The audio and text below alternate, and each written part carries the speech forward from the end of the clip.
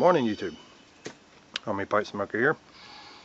Today I'm going to do a video response for bagwelldrbuster's 50 sub contest. First of all, let me congratulate you on your 50 plus subs. I think it's great that you went ahead and did a contest. Not many people do them at 50. I think it's great that you're doing it now, and I guarantee you before you know it you're going to be at 100 and so on. So congratulations, man. Second of all, let me do a quick housekeeping. This is my first homemade straight pipe that I built.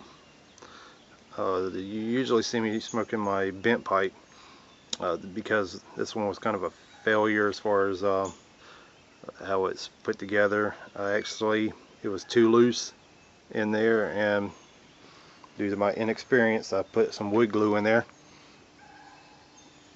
thinking that it will help tighten up the shank, or tighten up or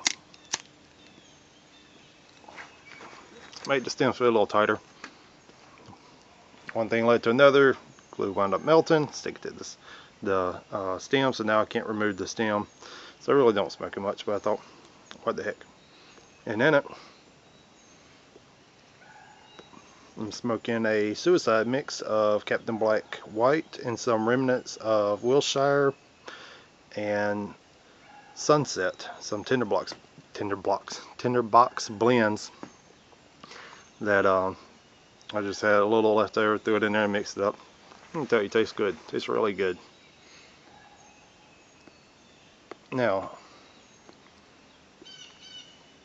I'm going to try to make this short and sweet, but as much as I ramble, it's probably not going to happen. But I'm going to try to keep in mind, the longer the video, the longer it's going to take to upload. So let's get to it. Alright, you wanted to know what our favorite hobby is outside of pipes. Well, myself, you've seen I do videos on bottle digs and stuff. I love that, but what's dearest to me is restoration, antique restoration. Not just any antique restoration, but family heirloom, family relic restoration. And in particular, my grandfather, I happened to salvage a lot of his stuff. He was a self-taught carpenter. Well, I say self-taught. He learned a lot of stuff in the Navy during World War II. I mentioned in my other video, he was a Navy CB. He learned some trades in there and kind of applied that to his civilian life when he got out and became a carpenter by trade. But didn't have a lot of money. So what I really admired about my grandfather was his innovation of being able to make stuff. He did a lot of horse trading, and I'll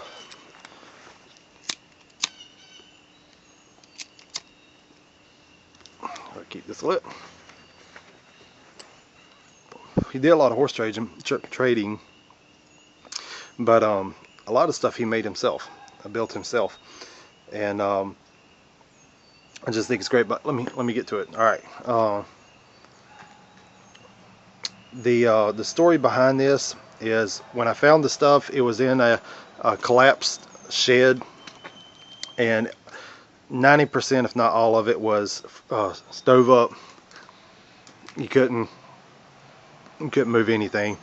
And at the time I was working in the welding shop, so on my lunch breaks and any time off that I had, I would utilize the equipment there. I would bring stuff to work and break it down, sandblast it, oil it, whatever I could, and I did my best to keep it as original as possible. And I have his old Sears planer, his Sears tabletop saw, some hand wood planers, Stanley planers, a couple of his motors, a drill press, and a lathe. And I'm going to go through them real quick with you. Now, at the time I was living in a trailer we was buying, and I built a shed literally from scrap. just so I could have room to salvage or to save stuff, store stuff without it, you know, keeping it out of the weather, without just completely cluttering our trailer. And so a lot of this stuff here is it's a halfway job, and all it was to get it preserve it, or get it in a preserved state until I do have the or ever did get the resources and a place where I could actually break it down and restore it, you know, professionally. But or you know, better than what I have now. So let me go through these real quick and explain them to you. First of all, this is my grandfather's homemade drill press. This is made of, as you see, just pipes. And if I'm not mistaken, this is a spring from an old screen door. And some welding and a pulley, and got an old chuck they put on there. You see the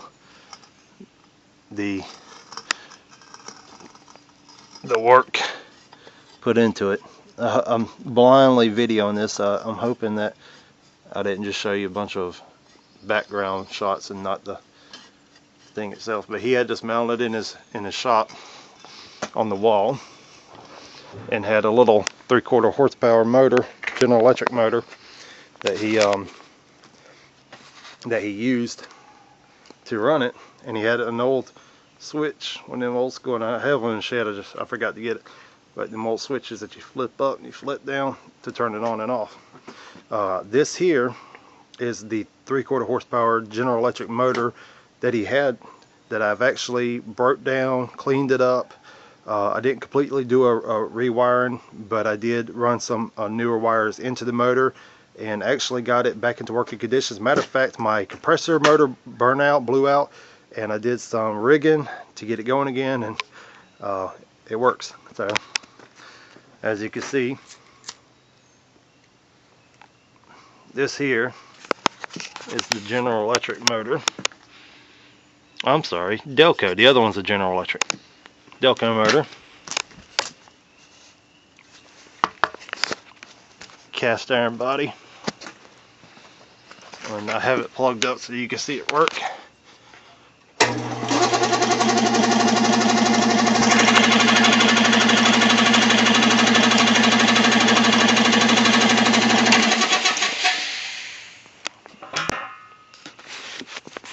Tell you what, it made me smile. I mean, it made me happy when I was able to get that running again. I mean, I'm telling you, this motor, I'd say late 30s, early 40s, maybe. And that thing was out in the yard for a long time. And just the fact that it was my grandpa's, he used it to make, you know, furniture and stuff for the family, just projects and stuff. To hear that thing running, to see it running, it really did make my heart smile. I'm very dear to family, period, but especially historical things from my family. This is an old Sears planer, and what he did was, I've got another motor inside, and I'm in the process of trying to get it rebuilt.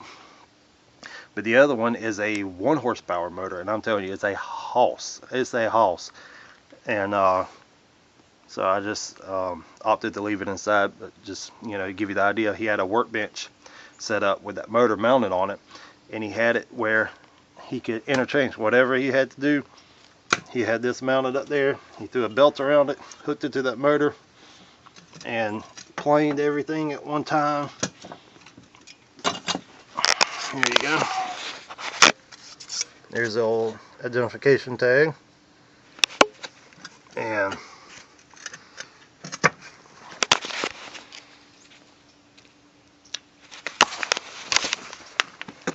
he just very simple. But he He did all his planing at one time, all his sawing. This is his Sears table saw. Check that out. Here's the old serial number. Oh, an old Craftsman. And like I said, everything was furred up. I'm telling you, furred up. But that sets the pitch here, and this sets the height of the blade. So I don't know if you can see it going down, but no. But anyways, that's his old table saw.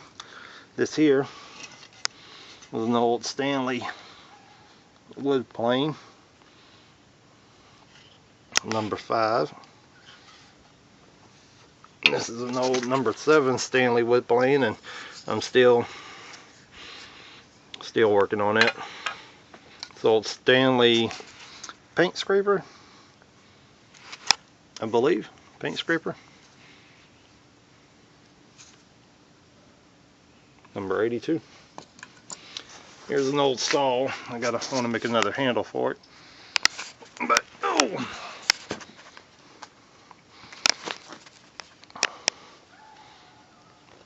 yeah, just stuff that I found that I was able to salvage. Here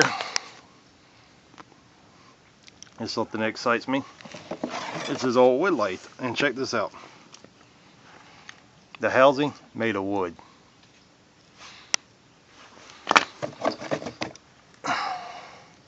Wood.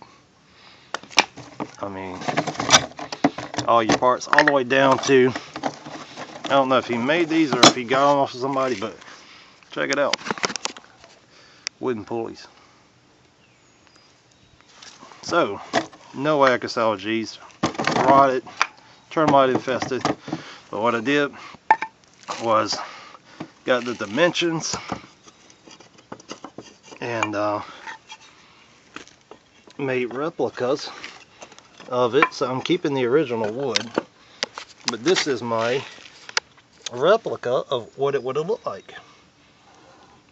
This is it's not wood, but it's a type of it's for CNC's template material. This is the original rock and shaft, and it would have had the chuck right here. You ran the belt through there. Here's the original steady rest, the original bearings, and here's the, see if I get this where you can see it. There's the original piece that you would chuck it up in there and spin it for the tailstop. But yep, that's the lathe part of it. And check it out. This is the, let's see, this is the body of it. And a friend of mine said that he wouldn't think twice about guessing or assuming that this thing was the frame to an old Model A. I don't know. I mean, it's been chopped off because you can see where it's been burnt right here. But it was fit in between here and lock it into place. And in the tailstock, you can slide up, you know. But got a lot of work ahead of me. A lot of work. I still don't have my garage in a state where I could restore these. I want to get them back into working condition, not just to show, but to where I could flip the motor on, drill holes, maybe not use it as hardcore as what my grandpa did, but I want to have it back in running condition.